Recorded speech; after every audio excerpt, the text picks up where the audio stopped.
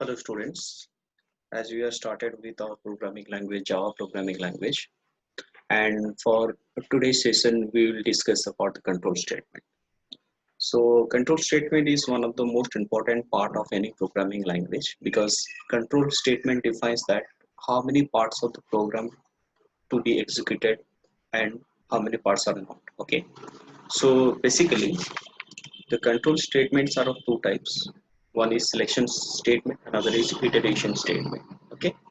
So again, selection statement like if statement and if else statement, switch statement. Okay.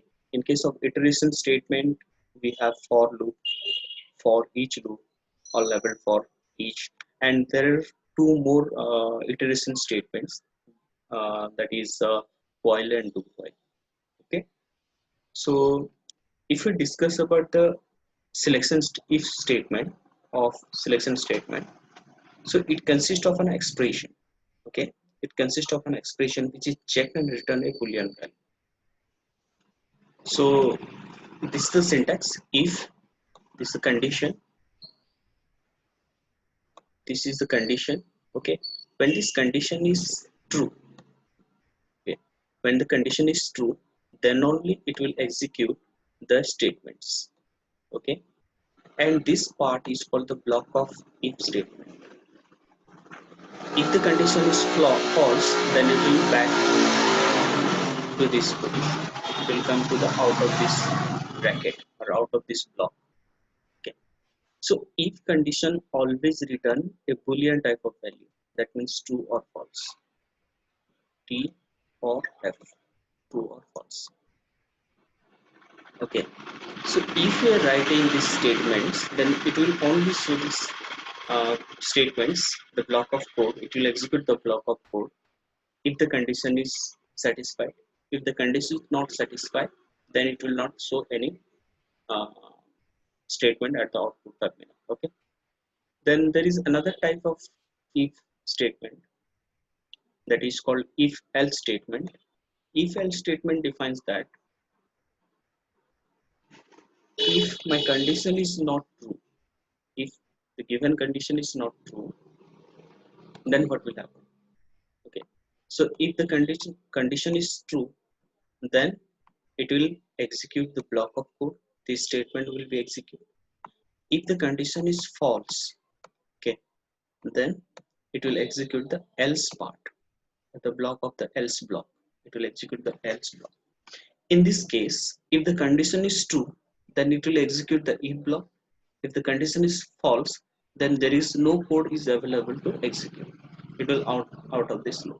Okay. For example, say we have a program. The the we check that whether the number n is greater than 20 or not. Okay. If it is greater than 20, then only it will execute this statement. If it is not greater than 20, then it is the out of the loop. But in this case we will get any output. Okay, we'll discuss in the program. So next selections statement is switch statement, and somehow this switch is similar to the if else ladder. Okay, or the if else we can replace that if else ladder with the switch statement. The syntax for this is this one: switch the expression case values. Okay, that means the expression produce the value. We can write an expression or any variable. We can write also the variable here. Okay, instead of expression, we can write the variable. Whatever value will derive from this expression or whatever value is present inside the variable, it should match with any one of the case. Okay, the value. The case may be more than two.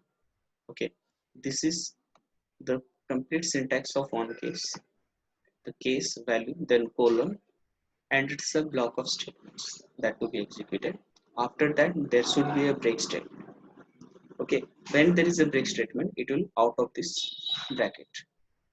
Okay. If you are forget to write this block break statement, then it will continually execute all cases that is available in this switch statement. Okay, here switch, case, break, default, these are the keywords. So here also if else, these are the keywords. So next is our iteration statement. Iteration statement means the code will execute it repeated times till the condition is satisfied. Okay, clear. uh, Syntax is, this is the syntax for the for loop. It is a very simple loop. First we have to do initialization, then the condition should be executed, then after the condition is true or false. Okay, after the condition is executed, depending on the truth value of the condition, this statement will execute. And after the statement, after executing the statement, it will move to the increment or decrement, and the increment or decrement depends on the condition value. Okay, if it is incremented positively, that means incremented by 1, then it depends on the condition, it also decremented by 1. Okay, so first this will execute initialization, that is the init program. Then after that it will go for the condition, it will check for the condition, that is our second. Then the block is third, it will execute the block. Then after that it will go to the this one fourth. Okay, and the execution of this block is completely depends on this condition. Again, the condition is true, then only the block will execute. If the condition is false, then it will not execute the block.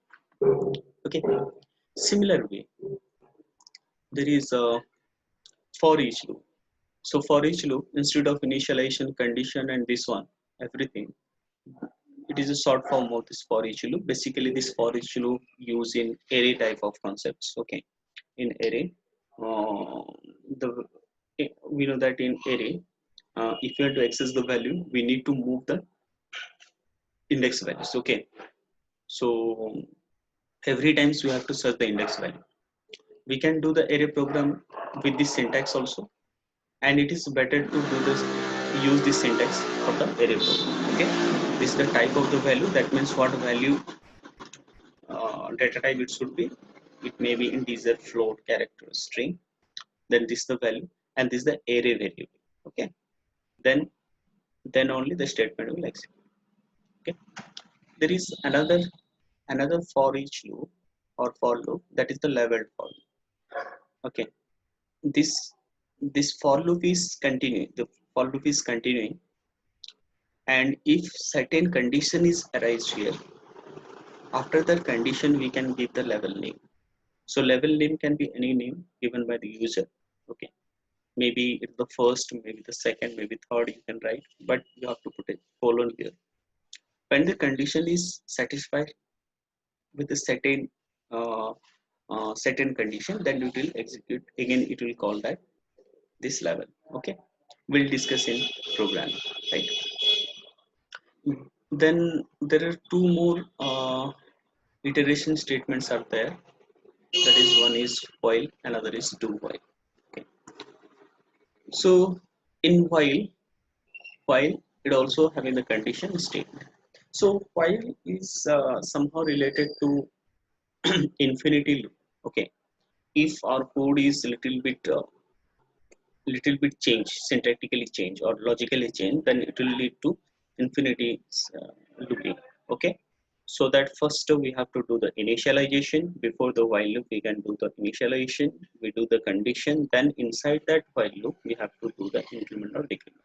Okay, so any iteration statements need three states. One is initialization state, second is conditional state, third one is increment or decrement state.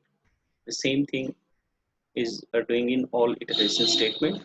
Okay, in do while case, first first the condition is executed before the sorry, first the statement will executed before the condition, before checking the condition. Okay, before checking the condition, one statement will execute, and after that it will check the condition.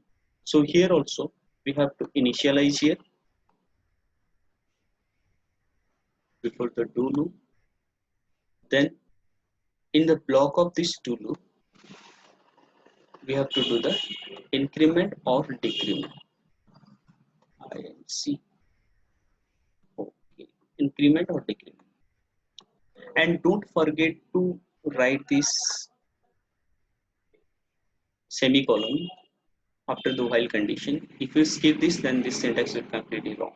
Okay, so this is the all about the syntax of different control statements like selection statement and iteration statement. Okay, there is another statement is called jump statement. Okay, so jump statement, two types. One is the break and continue. The break statement is basically used to break the loop. Okay, when the break statement will execute, it will stop the loop or break the loop, and it will go to that next statement or out of the loop.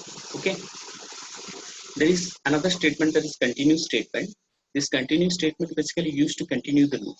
Okay, if certain condition is there, if the condition is satisfied, the continue statement will continue the current flow of programs that skips the remaining code at the specified condition. Okay, just remember this thing, it's quite important. It continues the current flow of program. Okay, but it will not break the program, or it will not break the code or loop. It will continue the flow of program, but it will skip the remaining code. Okay, skip the remaining code at a specified condition. For example, suppose we are going to write a program to display from 1 to 10 number. Okay, so in between 1 to 10 number we have to skip 2. We don't want to display 2, or we don't want to display 4. So in that case you can use the continue statement. Otherwise, if you want to write a program from 1 to 10 and just fetch the uh, uh, even numbers, even values. Okay, you want to fetch the even values, so then there also you can use the continue statement. Okay,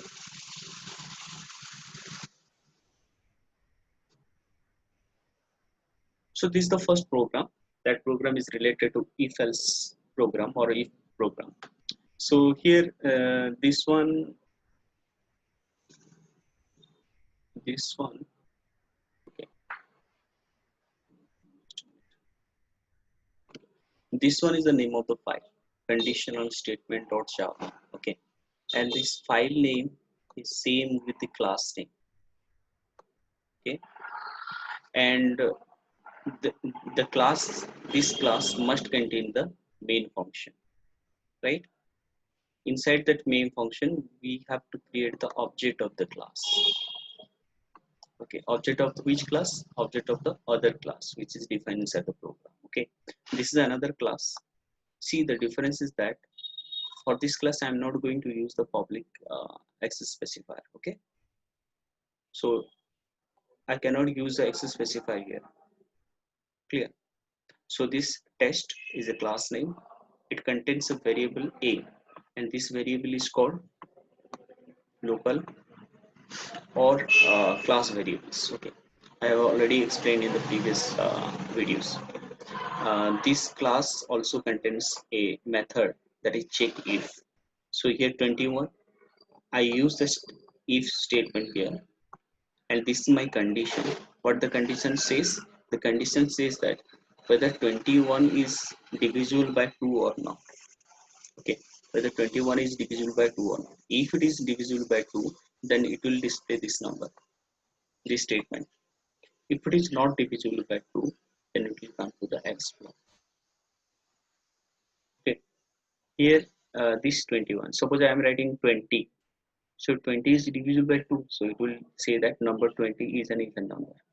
21, 21 is not divisible by 2, so it will display the number 21 is an odd number. Okay, so this is the implementation of else. So in main function I just create the object for this class. See, this is the test is the class name, this is the tst is the object. Okay, I just declare here tst as text class, and after that in the next statement I initialize that text tst, initialize the object through this default constructor. Okay, when I initialize that tst, then only I can call the member function of the test class. Okay, this is the way you can create the object also. Okay, so there is another program. This program is switch case program. Okay, this is the switch program. This is the name of the file. Okay, this is the name of the file, and the name of the file and the class name should be same. You can write the different class name, but if you're writing the different class name, then it will create the different class file. And while you are executing the class file, that time you have to check that whether the class file name, and the executable file same or not. Okay, you have to check. So better to use the class name, same class name and file name. It will be better. Okay. So switch program contains the main function. So here that is takes the argument string args. In other programs I have written args, but in this program I am written a because it is a user defined variable. Okay, it is an array. Okay, you can write your name, any name can be written. It is not mandatory that you have to write args. Okay, so here we just created that object. Okay, so this is my class test1. So it class contains a variable int a equals to 4. So this is a public display. This is the method. Inside the method I have written the switch program or switch syntax. Okay, switch a. In the previous slide I said that switch can take expression as well as variable. Okay, it is a variable, so we can write here variable, or we can write an expression also. So switch a value is 4. It will check that which case is matched. First is check that 2. Whether a is 2, no. Then it will go to the next case. Whether a is 3, no. Then it will go to the next case. Whether a is 4, yes, the case is 4. Then it will execute the statement. The value is 4. Then it will go to the next statement. That next statement says that is the break statement. And when the break statement is encountered, it will come out of the switch block. Okay. If none of these case is matched, then it will execute this default statement. Here one important thing is that can I reshuffle this case, or instead of writing case in serial order, can I write this case in reshuffle order? Yes, you can write the reshuffle order. Default can be right at the first. Okay, the case can be written the next. In that way, you can reshuffle the case, the statement of switch block. Okay, so there is another program. That program is okay for loop, the first for loop. So this for loop is used to print number from 1 to 10. Okay, it's a very simple for loop. So int I, the first I will initialize, then it will check that I less than 10. Yes, it is true, then it will come to this position, print I, that means value 1 will be printed. Then it will go to that increment operation, increment by 1. I plus plus means increment by 1. Okay, then I becomes 2, 2 less than 10, so it's true, then we print 2. Then 2 will be incremented to 3, 3 less than 10, then it will print 3. So up to that it will print 10, because the condition says that the I must be less than equal to 10. If it is less than 10, then it will print up to 9. If it, so here it is less than equals to 10, so that it prints 10. Okay, this is the for.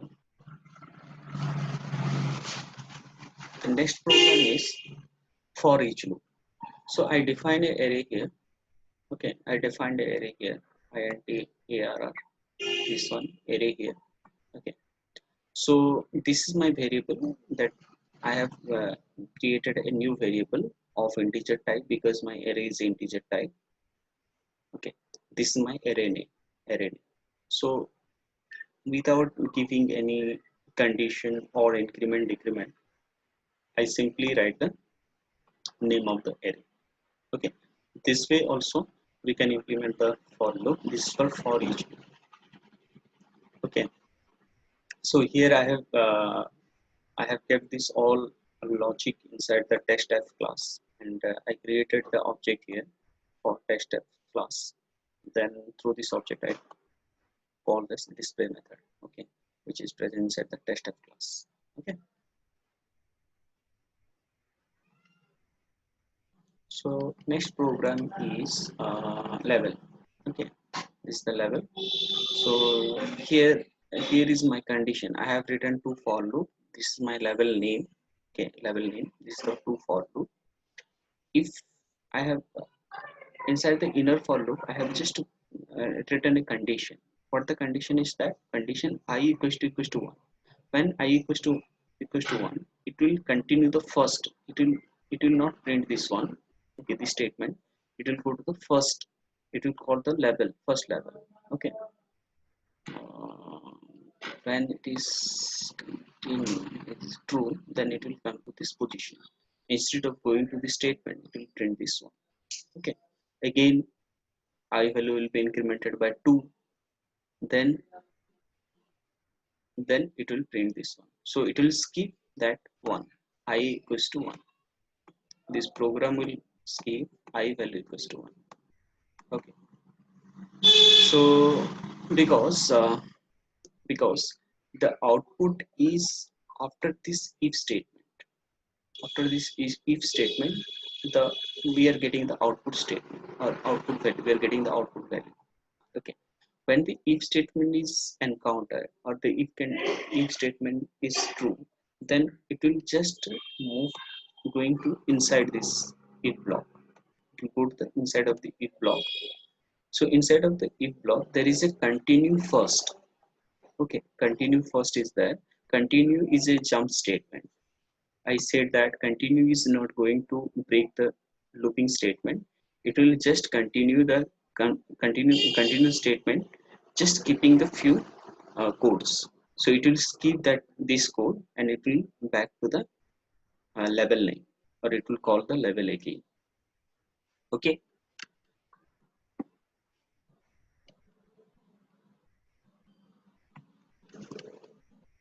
this one is the while program, while loop. Okay, in case of while loop, I said that before while loop you have to do the initialization. Okay, after that inside that while loop you have to do the increment or decrement operator. So if you skip any one of these two, then it will becomes infinity loop. Okay, so you have to initialize the variable and you check the condition. Okay, the, the condition will move continuously, or it will iterate the condition, and when the condition is satisfied, then it will execute the block or execute the statement, and after that it will again increment this uh, statement. Okay, or increment the I value and again go back to that position when the condition is false. Okay, when the condition is false, then it will come out of the loop. So it will print from 1 2 3 4 and 5. Okay,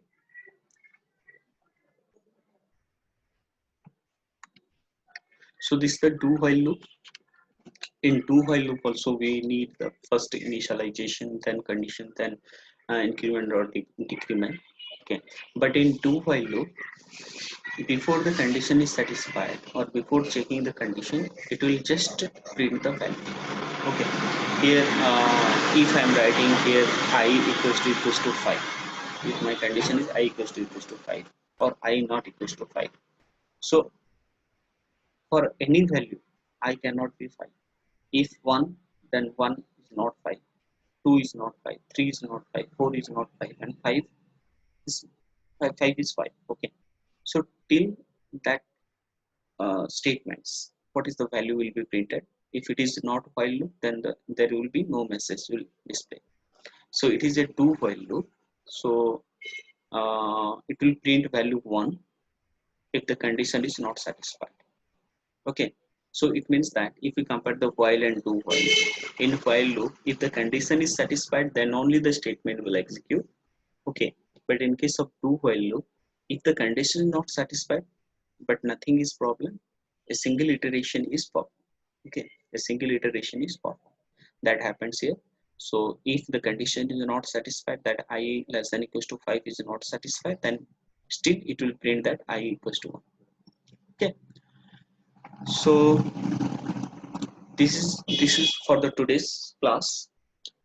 uh, Today this class is the control statement. We discuss about the selection statement and iteration statement. In the coming classes, we'll discuss about the array, how array is defined in Java programming. Okay.